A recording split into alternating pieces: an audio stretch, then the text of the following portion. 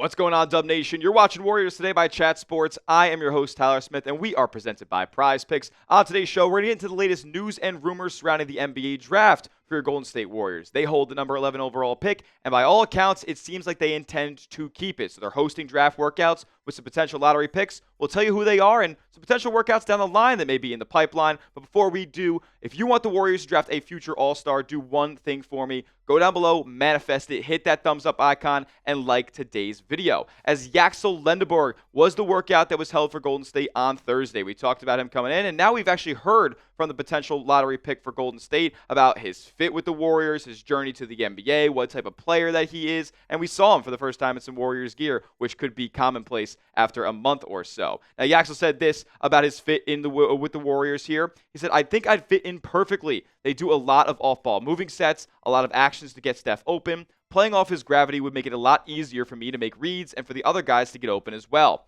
And then he would say, I would say like 5 assists a game maybe to start off would be his role. A lot of defense, fast break opportunities for me. Depending on if I'm here or anywhere else, my role will be a lot different. But if I was here, I'll be more like a secondary ball handler. Whenever Steph is taken out of the game, I'll be there to assist, maybe provide a little bit more offensive or instant offense. There we go. Like I love the sponge aspect, the kind of jack of all trades aspect that Lendeborg is going for here. Whatever position and whatever role that he needs to be in for Golden State, he looks like happy and hungry to be in that spot. Like, is this the next Draymond Green? Is the question that I've been asking myself with Yaxel here. He gets a lot of comps to guys like Aaron Gordon and what have you, but I do see a little bit of Draymond with a bit more offensive creation in his arsenal. He's got probably a more consistent outside jumper than Draymond does at this point, something he really improved upon when he transferred over to Michigan. And look, as an initiator and as a facilitator that Yaxel envisions himself to be, I mean, Draymond wasn't even in that role for Golden State until like year 3 in the NBA. So like he's already a little bit ahead and further along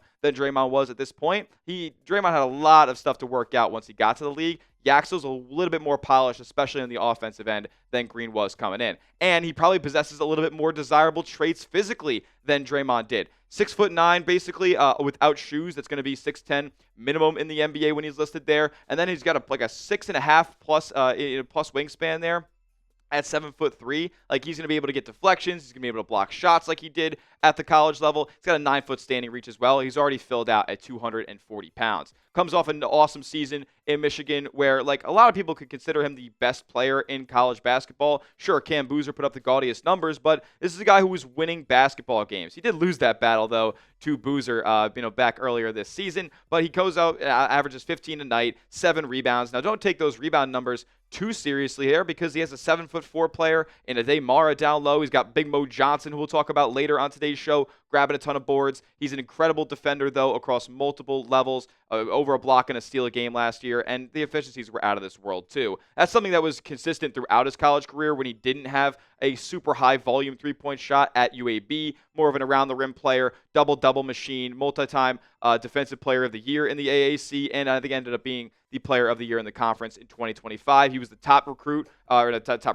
transfer in the portal in 2025, and he, turns around Michigan into a national championship winner there. So, like, he is a win-now player. No ifs, ands, or buts about it, but a lot of people have concerns over his age here. And, look, this is what he did in terms of, coming to Michigan here this past season. This is the explanation, his kind of elevator pitch to all these NBA franchises. Saying a lot of people like winners. Me being in the position I was this past year just showcased that I'm willing to put aside any stat or anything about myself to win. And that was, especially evident at Michigan, man. He took only efficient shots. He didn't try to be the man or anything like that. He played team-winning basketball, and I loved a lot of what I saw. You don't see too much of Lendeborg's game expanding outside of the paint. You see those little push shots from about 10 to 12 feet out. You see the above-the-break trailer 3 come in from time to time. But he's got to make that a little bit more of his game to be better adapted to the NBA. Now, in terms of what he sees himself as and what the No Ceilings NBA Draft Guide sees of Yaxel Lendeborg, they say this: the perfect modern power forward with his defensive versatility, scoring versatility, skills, and size. He's the type of plug-and-play power forward who can immediately improve a team's depth while still having upside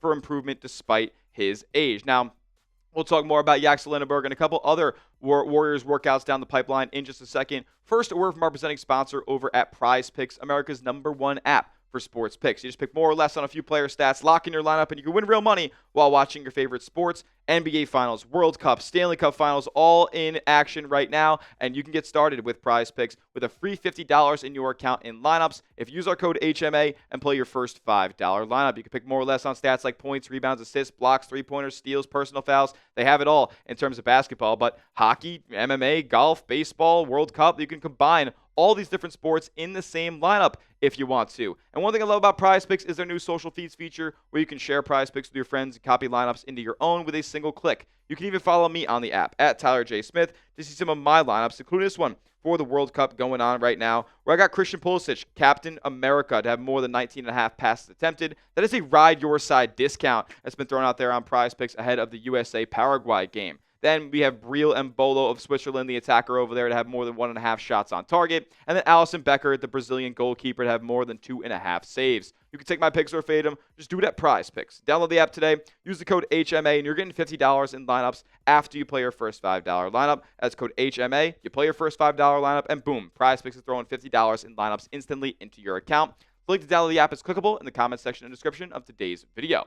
All right, so as far as Yaxel Lendeborg goes, per the NBA draft guide from No Ceilings, they said he's got shades of Aaron Gordon, who we talked about earlier in the show, Jeremy Grant, Mikal Bridges. Three pretty relatively smart basketball players who offer defensive versatility, can guard a couple of different spots, but all are kind of tweeners in a sense. Bridges being a tweener of a 2-3, Grant being a tweener of a 3-4, and Aaron Gordon kind of being that same archetype as well. Now, if he was 20 years old, we talked about the age concerns with Lendeborg here, he'd be a consensus top 5 pick. But he's not. He spent a bunch of years in the JUCO circuit and the mid-major level, and then finally at Michigan last year. He's spent a lot of time in the collegiate ranks, and he's had a lot more time in that space than the guys who were getting drafted in the top 4. The top 4 guys being Darren Peterson, Cam Boozer, AJ DeBonsa, and Caleb Wilson. They're all like 19 years old. So he doesn't have that same luxury as them, but he does have the luxury of being more NBA ready than maybe some of those prospects are. Now, the only other team that has gone out there and worked out Lendeborg to this point is the Miami Heat. So Golden State's in kind of the driver's seat in that scenario as of right now. The Heat do have the 13th overall pick in the draft. Golden State picks 2 selections before them. So if they want Lendeborg, he's theirs for the taking as of right now. Now, Lendeborg said this about his journey to the NBA. If you can play, you can play. A lot of these younger prospects have just been in the spotlight longer than I was. Everybody's path is different. It's been a very long journey for me as far as just being willing and able to play as hard as I do now. I feel like every game I get, I have to showcase my skill set, show that I do belong, and continue to just prove that I'm better than what I was before. Shout out to Lendeborg, man. He's going to be an instant impact player in this league. Now, Brad Siegel comes out and said, after hosting Yaxel Lendeborg for the pre-draft workout yesterday, the Warriors are planning on bringing in Brayden Burries and Mo Johnson Jr. next week. He also said the Warriors trying to schedule something with another big man as well. We'll tell you who our prediction is on that at the end of today's show. Let's talk about Brayden Burries real quick, man, because you want to talk about win now talents? That seems to be the mantra for Golden State here. Yaxel Lendeborg's a win now player, a guy who you can plug and play right away. I believe the same thing is the case for Brayden Burries here and Mo Johnson, and we'll talk about in just a second. But Brayden Burries is my number 1 draft target for Golden State as of today. He's a guy who could end up going, 5th overall to the Los Angeles Clippers or 6th to the Nets or something like that. Like, he could go much quicker and higher than pick 11. Because he possesses a lot of desirable traits in this league as a movement shooter, as an on-ball defender, got a plus wingspan, 6'6", compared to his 6'3.5" height. And look, he's going to have good size once he gets those shoes on. He'll be a solid, combo guard at the next level, kind of akin to Derek White, who I've been saying he's,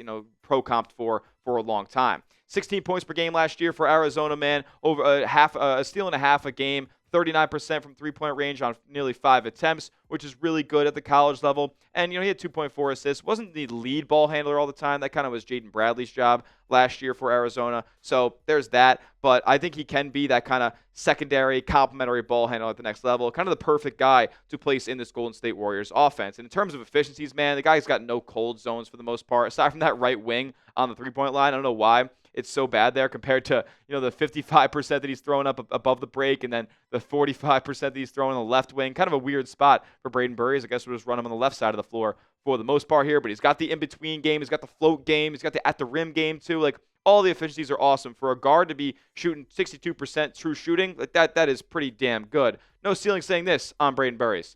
Burries is the type of guard every team wants. Tough, physical, and capable of scoring at all 3 levels with a mature physical stature who rises to the moment. Every single big game I saw in the regular season and even in March Madness, I know they got killed by Michigan in the Final Four, but every time I saw Brayden Burries play a big game, he was the one hitting the big shots down the stretch and keeping things tight for Arizona. He's got shades of Derek White, Jalen Suggs, and Malcolm Brogdon, who are just offshoots of Derek White themselves.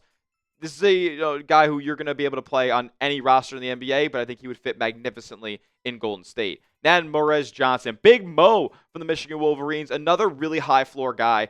The ceiling on him, I'm not so sure. If he expands his range and becomes a capable jump shooter, then he actually is going to be a very, very well played player over his NBA career. He'll be in the league for a decade plus. 6'9" without shoes at the NBA Combine, a 7'3" wingspan, so another guy who's plus 6.5 in that regard. 250 pounds, incredibly filled out. I mean, you guys see the pictures. The guy's jacked, for God's sakes, and an 8'11" standing reach there. He comes in after a season where he averaged 13 points a game, 7 boards, an assist, a block. He was very efficient around the rim, too, and he was only getting like 25 minutes a game. That's probably what I project him to do at the next level. I could see like kind of Colin Murray-Boyles type of role for him this season like he had with the Toronto Raptors. And then slowly as his career progresses, he'll be inching up to a 30-minute per game type of guy. Now, he comes over from Illinois last season and just takes his game to the next level, man, as a scorer specifically. Like that little push shot in the lane that he's got, the around the rim game and the control that he has when he grabs an offensive rebound and goes up with it is really spectacular.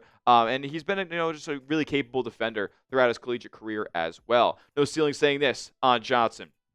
Johnson does all the things that your stars don't want to do. From crashing the board, setting screens, defending everyone, and being a low-maintenance play finisher, Johnson is the epitome of a winning player. And he goes out there and is compared to some winning players right now. Moussa Diabate, like that's kind of the garbage man type of archetype that I'm seeing from Mo Johnson at the next level. Al Horford, I mean, if he can become Al Horford by expanding his range and being a little bit better of a shot creator, he's got that tweener versatility. He's not a true 5 or 4, but he can defend both those spots and even some 3s and 2s on the perimeter as well. Isaiah Stewart just kind of has that dog mentality in him, kind of like Big Mo does. I like these comparisons as far as him translating to the next level. Now, the big that Golden State could potentially be getting a workout with, my prediction would be Aday Mara. They could also bring in a guy like Hans Steinbach, who has been rumored to be a player of interest for Golden State. But Aday Mara, that's a guy who I think could be a franchise-changing big man for Golden State who really hasn't had a guy in that spot over the last decade. Pick a Wolverine to draft. I know I'm kind of skipping over Brayden Burries. That's my number 1 guy, so I'm easily taking Brayden Burries over any of these 3 guys. But pick a Wolverine to draft as Golden State seems to be interested in some national championship blood here. As Yaxel Lendeborg, give me a YL.